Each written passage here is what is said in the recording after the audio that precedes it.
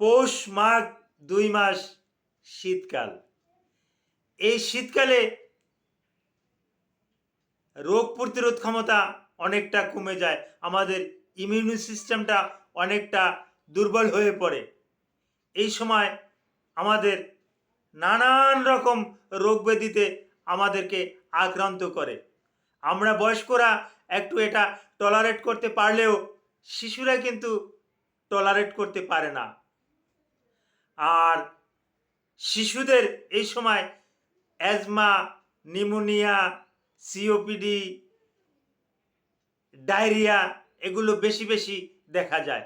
তার ভিতরে এই শীতকালে এই শিশুদের ডায়রিয়ার প্রকোপটা বেশি দেখা যায়। ডায়রিয়া সাধারণত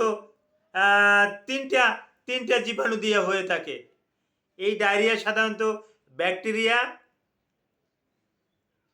প্যারাসাইট এবং ভাইরাস দিয়ে হয়ে থাকে। এগুলোর বিস্তারিত আমি আলোচনা করব। আসসালামু আলাইকুম রহমতুল্লাহি ওয়া বারাকাতুহু। আমি ডাক্তার মীর শহীদুল ইসলাম। আমার চেম্বার শুভেচ্ছা 255, ঐতিহ্যবাহী শেখঘাট, সিলেট। জি, গুগলে গিয়ে ডাক্তার মীর শহীদুল ইসলাম কথাটি লিখে সার্চ দিলে আপনি আমার সম্পর্কে বিস্তারিত তথ্য পেয়ে যাবেন। জি দর্শক শ্রোতা, আলোচনা করব শিশুদের ডায়রিয়া নিয়ে এবং গুরুত্বপূর্ণ একটা ডায়রিয়া নিয়ে আলোচনা করব। রোটা ভাইরাস দিয়া যে ডায়রিয়াটা হয় এটা নিয়ে আলোচনা করব। এর আগে জেনে নেই 3 পদের জীবাণু দিয়া ডায়রিয়া হয়। Number 1 bacteria. ব্যাকটেরিয়ার ভিতরে ইশিরিয়েশিয়া কোলাই, যেটাকে আমরা ইকোলাই বলি, ক্যাম্পাইলোব্যাক্টর, তারপর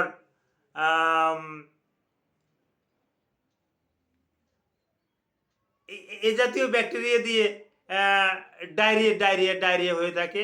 ভাইরাসের ভিতরে রোটা ভাইরাস, প্যারাসাইটের ভিতরে অ্যামিবা নামক একটা প্যারাসাইট আছে, এটা দিয়ে ডায়রিয়া হয়ে থাকে। এই সিজনে শিশুদের একটা ডায়রিয়া হয়ে থাকে ভাইরাস দিয়ে। ভাইরাসটার নাম রোটা ভাইরাস।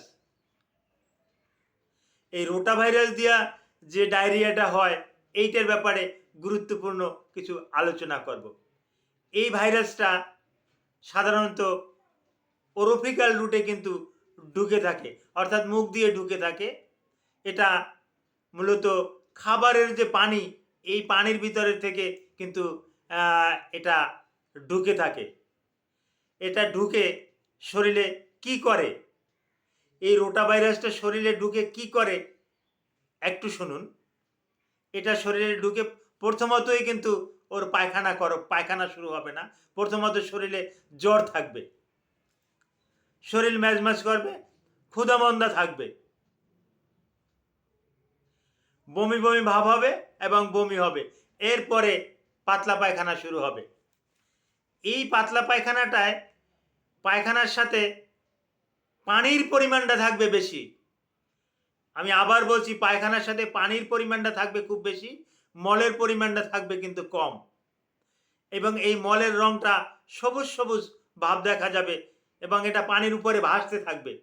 মনে হবে যেন এটা একটা চর্বি জাতীয় কিছু পানির উপরে ভাসতেছে, পানির নিচে কিন্তু তলানিতে থাকবে না। এই রোটা ভাইরাসটা ইন্টেস্টাইনে গেলে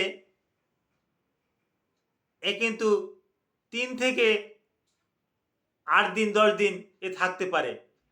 আর এটা এমনিই ভালো হয়ে যায় না, কোনো ঔষধে ভালো হয় না। তবে খাওয়ার স্যালাইন কিন্তু খাওয়াতে হবে। শিশুর বয়স যদি 1 বছরের কম হয় তাহলে চা চামচের 5 চা চামচ থেকে 10 চা চামচ, 1 বছরের বেশি হলে 10 চা চামচ থেকে 20 চা চামচ প্রতিবার পায়খানার পরপর এই ওরাল স্যালাইন কিন্তু খাওয়াতেই হবে। এতে কোনো রকমের অবহেলা করা যাবে না। এরপর যদি বাচ্চা যদি বেশি দুর্বল হয়ে পড়ে তাহলে অবশ্যই বাচ্চাটাকে কিন্তু হাসপাতালে নিতে হবে।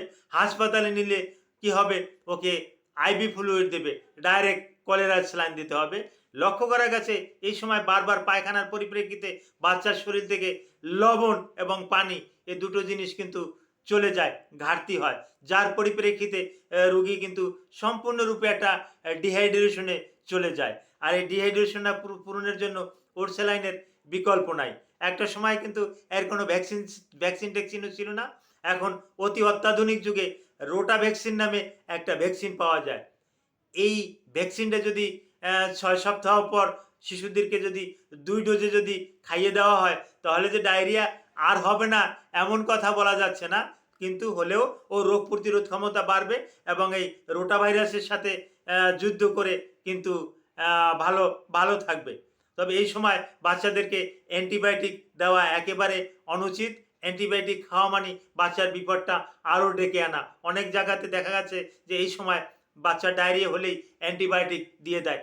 ভুল করে হলেও এই সময় কেউ, বিশেষ করে রোটা ভাইরাস দিয়ে আক্রান্ত হলে ভুলেও অ্যান্টিবায়োটিকটা দিতে যাবেন না। Thank you all.